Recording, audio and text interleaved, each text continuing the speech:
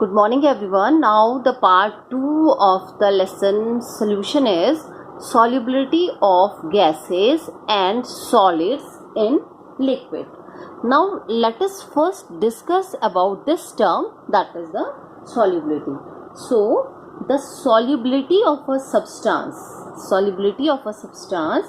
expresses the maximum amount of it which can be dissolved in the specific amount of a solvent at a specified temperature, that is known as the solubility. The solubility of a substance depend upon the nature of the solute, nature of the solvent, temperature and the pressure. So let us consider the effect of these factors on the solubility of a solid in liquid and the gas in liquid. So there are two factors that we are going to check these, how this the solubility of gases and solid in liquid affected by these descriptors which we have discussed above. So the first heading is solubility of solid in liquid. Solubility of solid in liquid. This is our first heading. Let us discuss this topic. When a solid, here the solid means solute. When a solid is added to the solvent, means when a solute is added to the solvent. When a solute is added to the solvent, the solute easily dissolves in the solvent. Why it is dissolved? Because its particles go into the liquid and its concentration in the liquid or in the solution increases, and this process is known as the dissolution. That process is known as the dissolution. What is dissolution? When we dissolve the solid into the solvent, the solute dissolves. Because why it dissolves? Because its particles go into the liquid and its concentration in the solution increases, and this process is known as dissolution. This process is called dissolution. Some solute particle in the solution collide with the solid solute particle and get precipitated out, and this process is known as the crystallization. And the crystallization we have already done in class 11 as a practical. We have prepared the crystals, so that process is called the crystallization. And the process of dissolution continue. Dissolution means solute dissolve in the solvent. The process of dissolution continued until the solution attain a certain maximum concentration, and such a solution in which no more solute can be dissolved at the given condition of the temperature, at the given condition of the pressure, is known as the saturated. That is called the saturated solution. Saturated solution means you have a glass of a water, you mixes some sugar in the water, it easily dissolve. Again you mixes the sugar, it dissolve. So one time you will get a time that at that condition no sugar is dissolved in the liquid. So that is called the saturated solution. Now a solution in which more solute can be dissolved at the same temperature, it is known as the unsaturated solution. So at the saturated solution stage, an equilibrium is established. When we are talking about the saturated solution, so at the stage of the saturated solution, an equilibrium is established between the process of dissolution and the process of crystallization. Means the same time dissolution takes place, the rate of dissolution is equals to the rate of the crystallization. So under such condition, the number of solute particle going into the solution will be equal to the number of solute particles separating out, and that is known as the dynamic equilibrium. For example, that is the condition solute plus solvent. Now when the solute is dissolved in solvent, you will get solution, and this process is known as dissolution.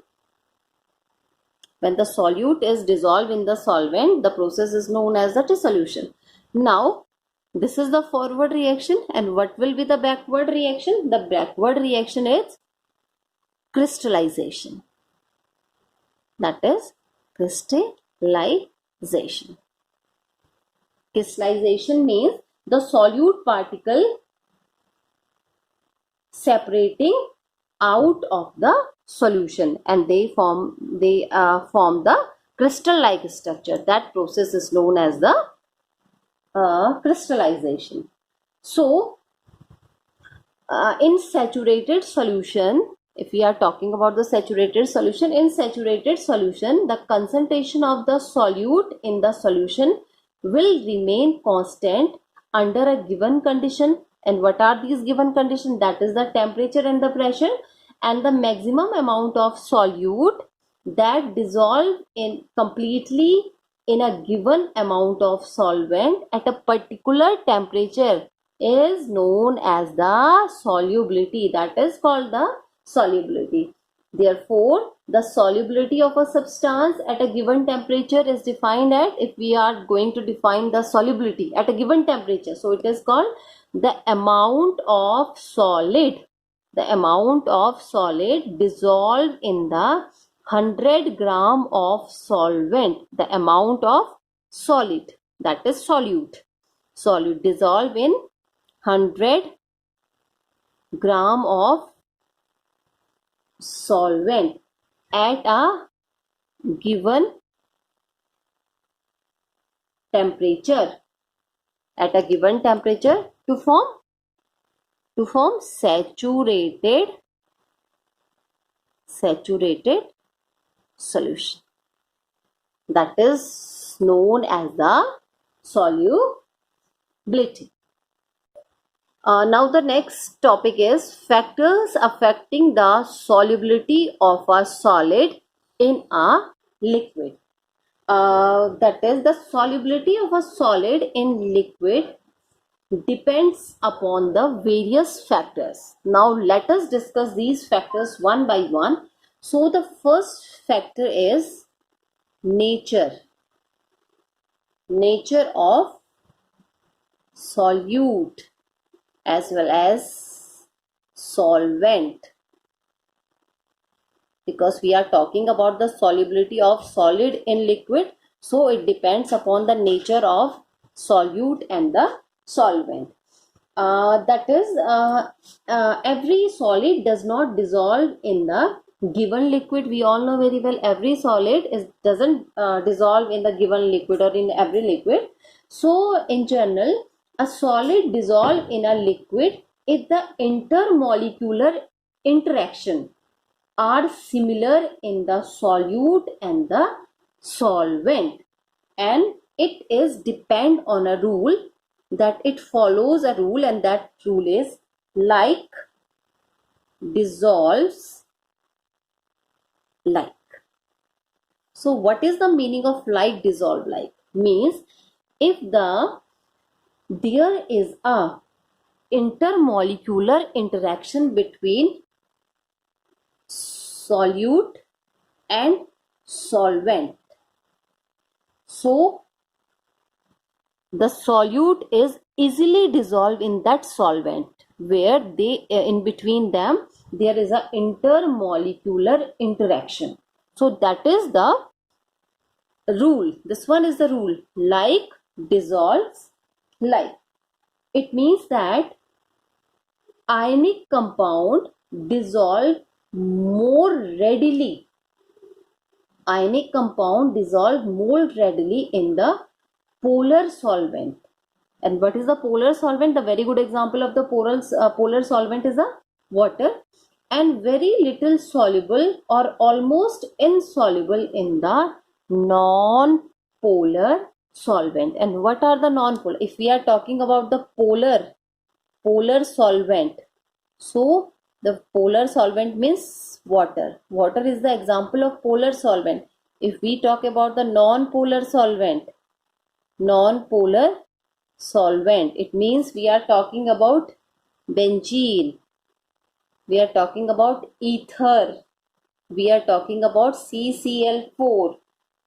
These all are the non-polar solvent because they contain the covalent. They are the covalent compound. They are the covalent compound. That's why everything is not soluble with the non-polar solvent. And if we are talking about the non-polar solvent, means they are the covalent or the organic compound.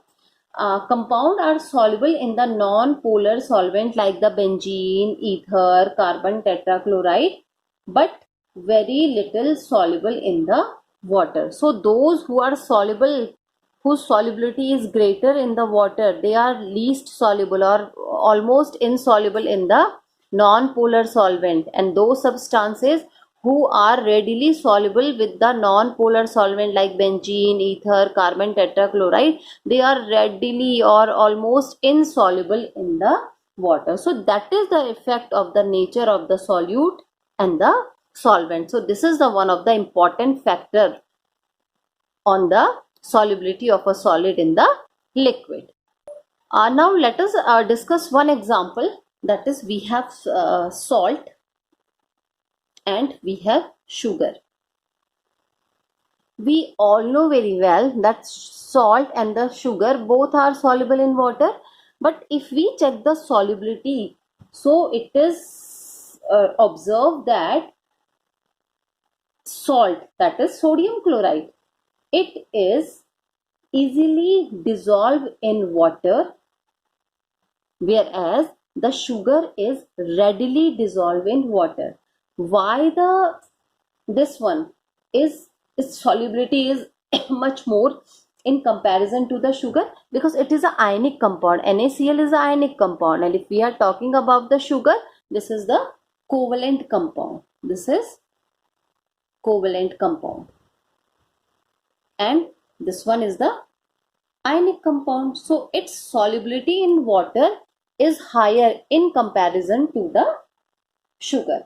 Now the next factor is the effect of temperature. Effect of temperature. So the temperature has a marked effect on the solubility of a solid in a solvent. How it has a marked effect?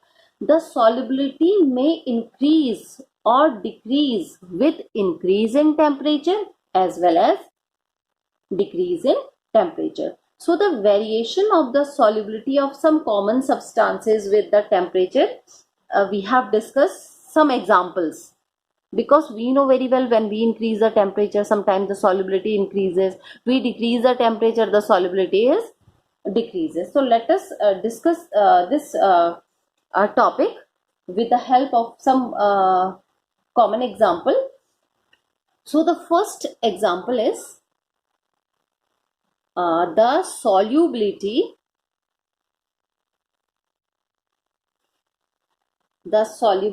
of solutes increases with increase in temperature. The solubility of solute increases with increase in the temperature. The solubility of most of the substances such as the sodium nitrate. What is the formula for sodium nitrate? NaNO3, that is the sodium nitrate. Potassium nitrate, that is the KNO3. Ammonium chloride, that is NH4Cl. This is the ammonium chloride. Potassium chloride, the formula for the potassium chloride is KCl, sodium chloride, that is a very common example, that is NaCl.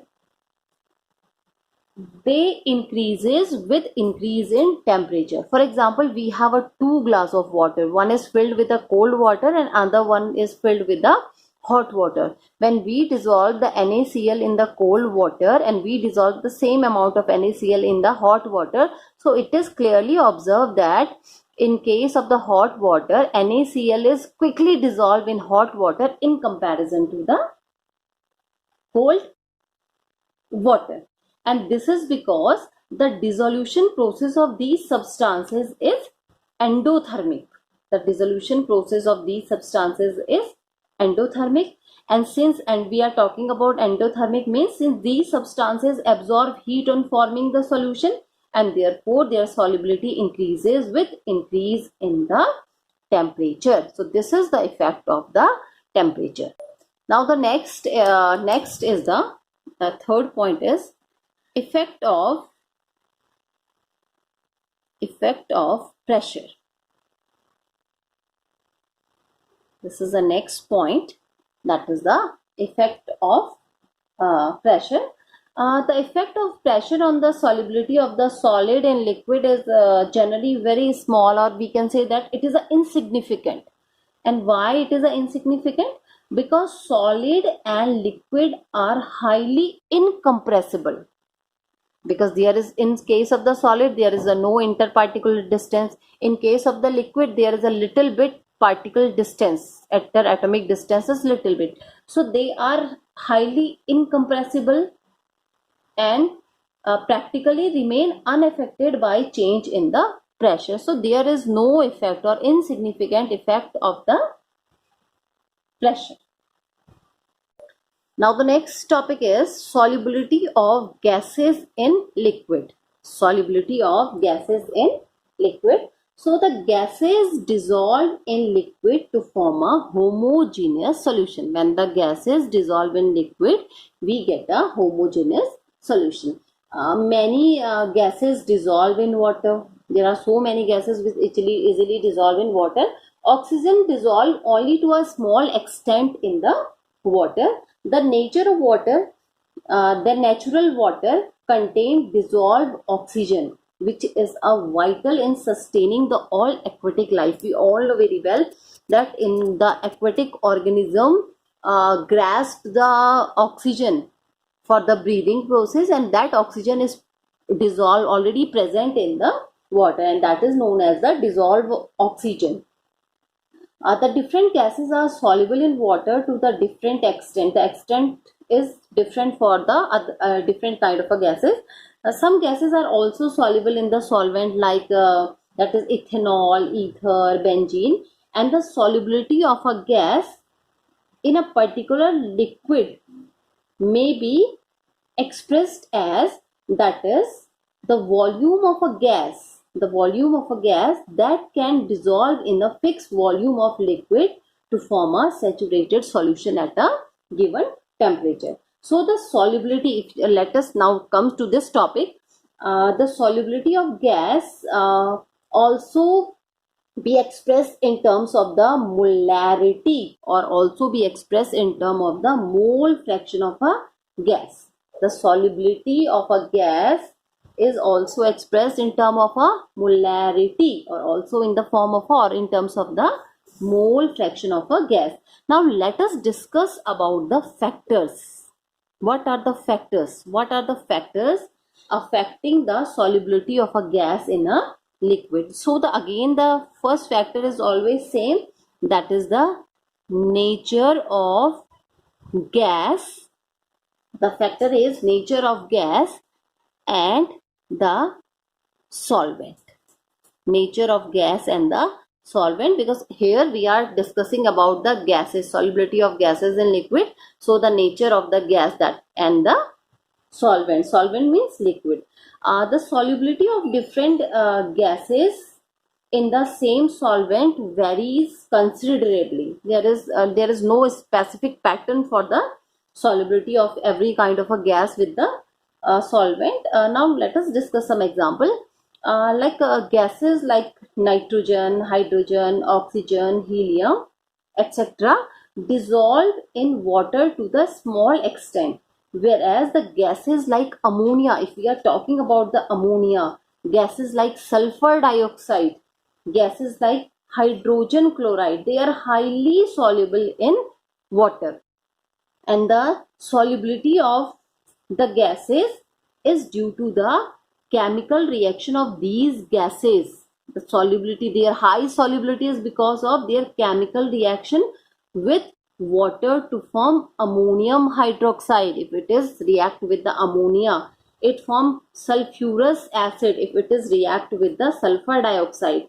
And if the water is react with the hydrogen chloride gas, we can easily get the hydrochloric acid. So that is the reason why sulfur dioxide, why ammonia, why sulfur hydrogen chloride gas is highly soluble in the water. Therefore, the most soluble gases are those which chemically react with liquid solvent.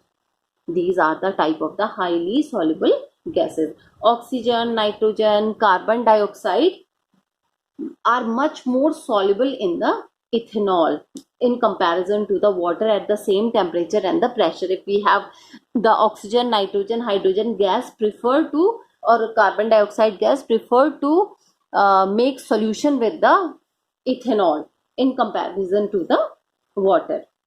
And whereas the hydrogen sulfide, sulfur dioxide, ammonia, they prefer to dissolve in the water because they have the chemical reactivity with the water. Now the next topic is again that is effect of temperature. Effect of temperature. How the temperature affect the solubility of gases in liquid. The solubility of gas decrease with increase in temperature. Solubility, that is solubility. Solubility of what? That is gas. Decrease. Solubility of gas decrease with increase in temperature. As the temperature increases, the solubility of gas decreases. And why it happens?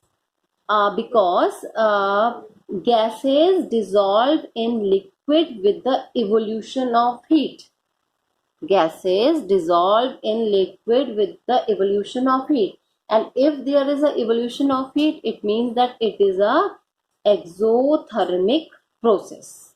Evolution of heat means exothermic process, and therefore in accordance with the Le Chatelier principle, which we have already discussed in our previous class, the increase in the temperature will result in the decrease in the solubility. Increase in the temperature result in the decrease in the solubility of a gas.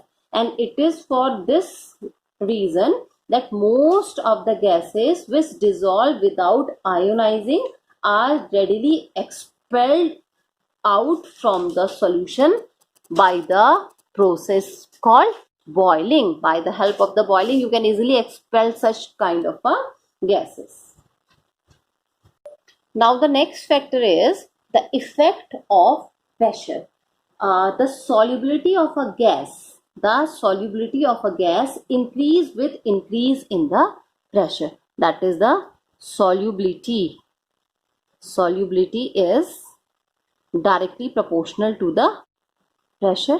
It means when the solubility increases, the pressure increases, or the pressure increases, the solubility increases. And this behavior is also in accordance with the Le Chatelier principle. This is also governed by the Le Chatelier principle, this process. So it was also defined by the by a scientist, that is Henry. William Henry was a scientist. So he made a systematic study of the solubility of a gas in liquid, and he gave a quantitative relationship between the solubility of a gas in the solvent and pressure, which is known as the Henry's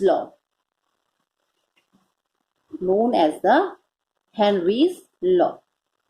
Henry gave a Henry's law, and it states that the mass of a gas dissolved per unit volume of a solvent at a constant temperature is directly proportional to the pressure of a gas in equilibrium with the solution. That is, he also gave the expression for the Henry's law, that is, mass is directly proportional to the pressure. Here m is the mass of a gas dissolved in a unit volume of the solvent and p is the pressure. So if we want to remove this proportionality constant, so m is equal to kp. This is the expression. M is equals to the Kp, where K is the proportionality constant and the magnitude of the K depend on the nature of the gas, nature of the solvent, temperature and the unit of the pressure. Thus, Henry law may also be stated as, we can also define the Henry law as, the solubility of a gas in a liquid at a particular temperature is directly proportional to the pressure of a gas in the equilibrium with the solution. That is the another definition for the Henry's law, and it also expressed as, that is, x is directly proportional to the p. So x is equal to k dash p. So if we interchange for a little bit, shift the position, so p is equal to 1 upon k dash x, or we can say that is p is equal to k h x, and here we are using the word kh. The constant is now termed as the kh, and this is known as the Henry's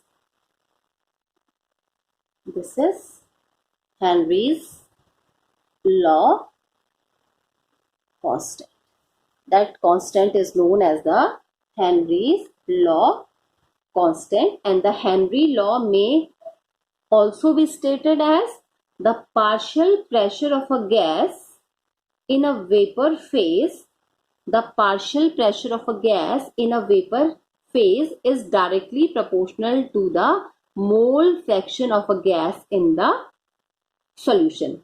And if we are talking about the unit of the kh, so its unit is atmosphere or bar. These are the unit of the kh. Henry's law constant, that is this one. This is the Henry's law constant kh, depend upon the nature of the gas. Higher the value of kh at a particular pressure, the lower is the solubility. Higher the value of kh, the lower is the solubility of a gas in a liquid. Why? Because x is equal to 1 upon kh p. That is the reason. This one is the reason. And the value of kh increases with increase in the temperature, indicating that the solubility of a gas decreases with increase in the temperature. And there are certain limitations. Of Henry's law. There are certain limitations of Henry's law. So the first limitation is, it has been observed that Henry's law is valid. It is valid if pressure is low. Henry's law is valid if pressure is low. Because at high pressure, the law become less accurate and the proportionality constant show the considerable deviation. Second is, the temperature is not too low. The temperature is not too low. And the third factor is, this is the first, this is the second, and the third one is Henry's law is valid if gas is not highly soluble. If gas is not highly soluble. Now let us discuss the application of the Henry's law. The first application is in production of carbonated drinks. That is to increase the solubility of carbon dioxide in the soft drinks and the soda water, the bottle is sealed under the high pressure. This is one of the important application of the Henry's law. The second is in deep sea diving, that is also known as the scuba diving. So the scuba divers must cope with the high concentration of the dissolved gases while breathing air in the under the high pressure inside the water or underwater. Increased pressure increase the solubility of the atmospheric gases in the blood. When the divers come towards the surface, the pressure gradually decreases. So this release the dissolved gases and lead to the formation of bubbles of nitrogen in the blood. This blocks the capillaries. It is very harmful that it blocks the capillaries and create a medical condition known as the bends, which are very painful and dangerous to the life. So to avoid the bends as well as the toxic effect of the high concentration of the nitrogen in the blood, the tanks used by the scuba divers are filled with the air diluted with helium. So it contains the 11.7% of the helium and the 56.2% of nitrogen and the 32.1% of the oxygen. Now the next application is at high altitudes. So at high altitude, the partial pressure of the oxygen is less than that at the ground level. So this leads to the low concentration of oxygen in the blood, and the tissues of the people living at the high altitude or climbers. So low blood oxygen cause the climbers to become weak and unable to think clearly, because oxygen at that level, the oxygen is not at proper. So the symptom of the condition is known as anoxia, that they feel the anoxia condition at that high altitude level.